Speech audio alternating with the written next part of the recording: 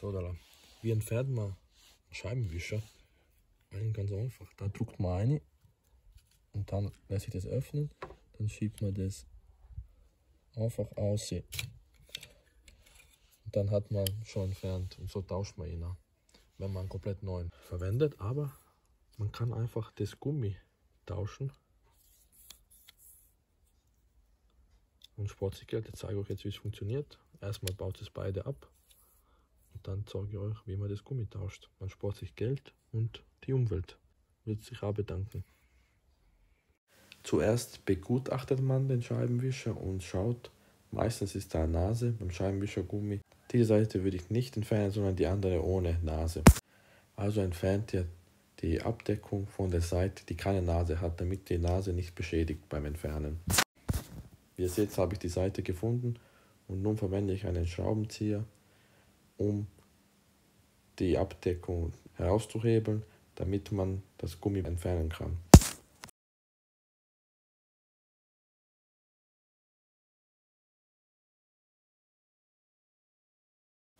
Danach löst ihr oder zieht ihr das Gummi meistens heraus und begutachtet es, wie es aussieht und schneidet dann die neuen Gummis zurecht, dass die gleiche Größe haben, oder ihr schaut im Internet nach, welche Größe ihr habt und schneidet es auf einen Zentimeter oder Millimeter genau.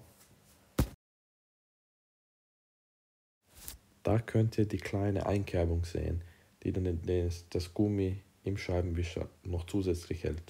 Nun legt ihr euch das alte und das neue Gummi zurecht und schneidet es dann auf die richtige Länge. Dafür verwende ich gerne eine normale Schere und schneide es einfach zurecht. Ihr könnt eigentlich alles verwenden, mit dem man schneiden kann. Nun bin ich dabei, die Einkerbung herauszuschneiden. Mache ich ungefähr, es muss nicht auf einen Millimeter genau sein. Wichtig ist, dass es circa passt.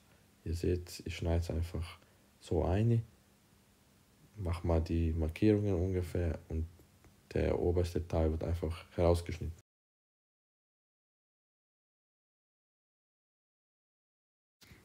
Weil es mit der Schere nicht so gut gegangen ist, habe ich mir den Seitenschneider geholt, habe einfach das Geschnittene gepackt und einfach abgerissen, sagen wir. So ging es am einfachsten. Da zeige ich euch nochmal das Ergebnis, damit ihr es von der Nähe sieht. Passt eigentlich, kann man sich nicht beschweren.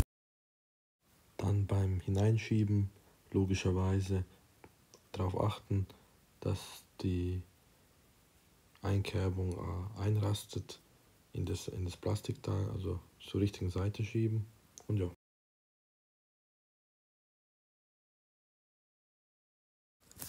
Dann am Ende einfach schauen und die Abdeckung drauf befestigen. Wie habe ich es gemacht? Ich habe einfach sie draufgesteckt und eine Seite halt zuerst und dann die andere hineingedrückt. Vielleicht braucht ihr einen Schraubenzieher und müsst nochmal auseinanderdrücken, aber ich habe es ohne Schraubenzieher geschafft, die Abdeckung wieder drauf zu machen. Ihr seht, der ist die linke Seite an die rechte hineingedrückt und die Befestigung ist nun oben. So, wie bringt man Scheibenwischer an? So, fährt man rein. Dann drückt man das ganz oben. So, in den Winkel. Reinfahren und müsst dann schauen.